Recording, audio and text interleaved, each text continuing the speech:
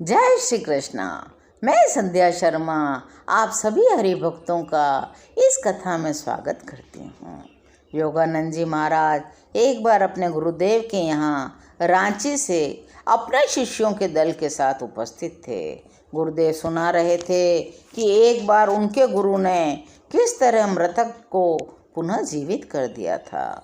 युक्तेश्वर जी लाजारस के पुनः जी उठने की विलक्षित कथा को आगे बढ़ाने के लिए कहने लगे, ऐसा ही एक चमत्कार मुझे भी देखने को प्राप्त हुआ। मेरे गुरु ने आखिर गहरे भक्ति भाव के साथ कहा, लाड़ी महाशय ने मेरे एक मित्र को मर जाने के बाद पुनः जीवित किया था। गुरुदेव बताना शुरू करते हैं, मेरा मित्र राम और मैं कभी एक दूसरे के बिना नहीं रहते थे। राम बड़ा ही स्वभाव से शर्मिला था, एकांत प्रिय था। वह मेरे गुरु लाड़ी महाशय के पास केवल मध्य रात्रि और प्रभात के बीच ही जाना पसंद करता था। उस समय दिन के समान भक्तों की भीड़ जो नहीं होती थी।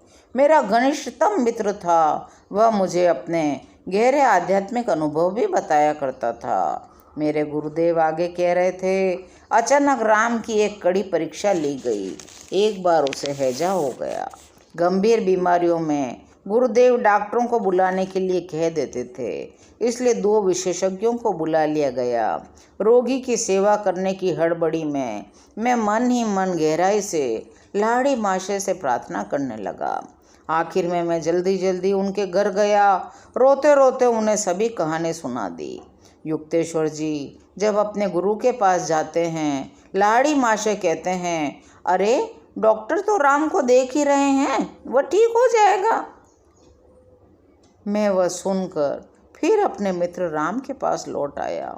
वह रुग्ण शैया के में लेटा हुआ था।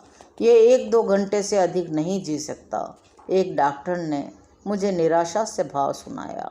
मैं तुरंत लाड़ी महाशय के पास जा पहुंचा। मैंने कहा, गुरुदेव डॉक्टर ऐसा कहते हैं, मेरा मित्र 1-2 घंटे से अधिक जीवित नहीं रहेगा। गुरुदेव बोले, डॉक्टर लोग अपना काम जानते हैं, उन्हें अपनी जिम्मेदारी का पूरा एहसास है।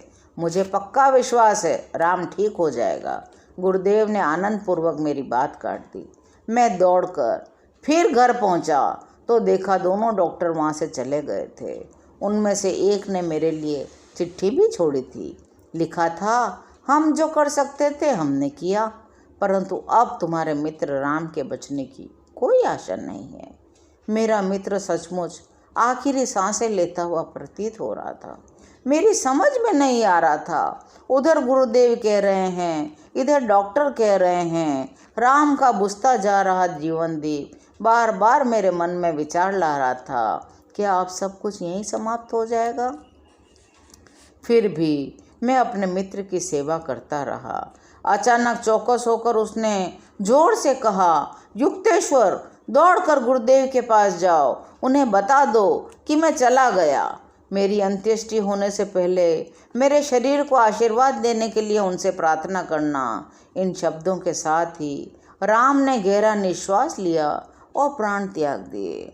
मैं उसकी शैया के पास बैठा 1 घंटे तक रोता रहा। उसे हमेशा ही शांति प्रिय थी। अब उसे मृत्यु की संपूर्ण शांति प्राप्त हो गई थी। इतने में एक अन्य शिष्य वहां आ पहुंचा। मैंने उसे उसके पास रुकने के लिए कहा और मैं बेसुध सा बोझिल कदमों से अपने गुरुदेव लाड़ी महाशय के घर की ओर चल पड़ा। वहां जाते ही गुरुदेव ने मुझसे पूछा, अब राम कैसा है? मैंने थोड़ा सा आवेग में कह दिया, गुरुदेव आपको जल्दी ही पता चल जाएगा वह कैसा है। कुछ ही घंटों में उसके शव को शमशान घाट ले जाया जाएगा, तब आप स्वयं ही देख लेना। मैं फफक कर रो पड़ा और विलाप करने लगा। गुरुदेव ने कहा, युक्तेश्वर अपने आप को संभालो, शांत होकर बैठ जाओ, ध्यान करो। मेरे गुरुदेव गहरी समाधि में चले गए। भोर के समय लाड़ी महाशय ने मुझ पर सांत्वनापूर्ण दृष्टि डाली। मैं देख रहा हूँ तुम अभी भी अशांत हो। कल ही तुमने मुझे स्पष्ट क्यों नहीं बता दिया था कि तुम मुझसे राम के लिए कोई ठोस सहायता चाहते हो, किसी दवा के रूप में? गुरुदेव ने एक दिए की ओर संकेत किया जिसमें अरंडी का तेल था। वे बोले, किसी छोटी शीशी में उस दिए का तेल भर लो और राम के मुंह में उसकी 7 बूंदें डालो। मैंने प्रतिवाद सूचक स्वर में कहा, गुरुदेव, वह कल दोपहर से मृत पड़ा है, अब इस तेल से क्या लाभ? उसकी चिंता मत करो, जो मैं कह रहा हूँ वह करो।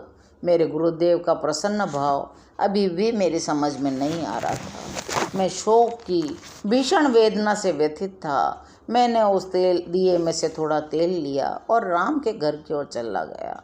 मेरे मित्र का मृत शरीर सख्त हो गया था। उसकी भयंकर अवस्था की ओर ध्यान न देते हुए मैंने अपने दाहिने हाथ की तर्जनी से उसके होंठ खोले और बाएं हाथ से शीशी के ढक्कन की सहायता से किसी प्रकार बूंद बूंद तेल उसके पक्के बैठे दांतों पर डालने लगा। जैसे ही 7वीं बूंद ने उसके ठंडे होठों का स्पर्श किया, राम का शरीर जोर जोर से कांपने लगा। सिर से पांव तक उसकी सारी मांसपेशियां कांपती रही। वह आश्चर्य करता हुआ उठ बैठा। मैंने प्रखर प्रकाश में लाड़ी माशे को देखा। वह चीख पड़ा। ये सूर्य की भांति चमक रहे थे। वे मुझसे कह रहे थे, उठो, निंद्रा त्याग दो और युक्तेश्वर के साथ तुरंत मुझसे मिलने आओ। जब मैंने राम को उठकर अपने हाथों से कपड़े पहनते देखा, इतनी मरणांतक बीमारी के बाद भी गुरु के घर चलने की ओर उसमें शक्ति देखी, तो मैं अपनी आंखों पर विश्वास न कर सका। वहां पहुंचकर राम ने गुरुदेव को साष्टांग प्रणाम किया। आंखों से कृतज्ञता के आंसू बह रहे थे। 1895 में लाड़ी माशय ने देह त्याग किया। 1945 में उनके देह त्याग के 50 वर्ष पूरे हुए। योगानंद जी कहते हैं, उसी वर्ष मेरी यह पुस्तक भी पूरी हुई। यह संयोग देखकर मैं आश्चर्यचकित हुए बिना नहीं रह सकता। 1945 के वर्ष के साथ ही क्रांतिकारी आणविक शक्तियों का नया युग भी आरंभ हुआ। आज की कथा यहीं विश्राम लेती है। शेष कथा अगले अंकों में। तब तक के लिए जय गुरुदेव।